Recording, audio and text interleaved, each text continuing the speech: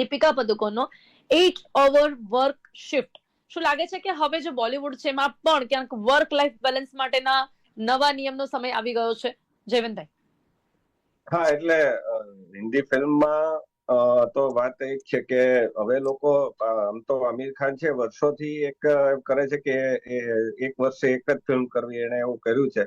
હવે આ બધાની શાહરૂખ ખાન ને પણ લગભગ એવું છે કે એની બહુ હવે તો 2 વર્ષે એક ફિલ્મ આવતી હોય એવું પણ છે. એના દીકરાનું આ વખતે પદાર્પણ થયું, એને નિર્દેશક તરીકે પોતાની વેબ સિરીઝ જી બનાવી. બિલકુલ બિલકુલ.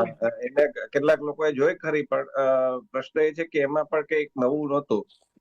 બીજી વાત એ છે કે આ વખતે મને લાગે છે સિતારે જમીન પર કે એ યુટ્યુબ ઉપર રિલીઝ થઈ, તો એ પણ એક મોટી ઘટના કહી શકાય કે યુટ્યુબ ઉપર સીધી ફિલ્મ રિલીઝ કરવી. અને સૌથી મોટી વાત મને લાગે છે આટલા બધામાં આપણે તારણ કાઢીએ તો સ્ટાર છે ને, સ્ટાર વેલ્યુ હવે નથી રહી. એટલે એ શાહરૂખ ખાન હશે, સલમાન ખાન હશે, આમિર ખાન હશે કે અજય દેવગણ, અક્ષય કુમાર હશે, પણ આજે કાજોલ પણ છે. અત્યારે માધુરી દીક્ષિતે મિસિસ દેશપાંડે થી વેબ સિરીઝ પર પણ લોકાર્પણ કર્યું છે, ઓટીટી પર પદાર્પણ કર્યું છે, લોકાર્પણ નહીં.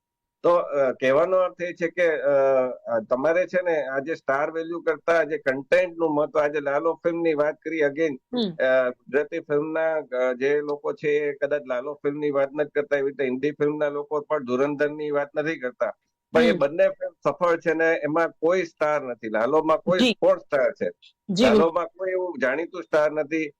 કીર્તિદાન ગઢવીએ ગીત ગાયું છે, પાર્થિવ ગોયલે ગીત ગાયું છે, આ બધું બરાબર છે.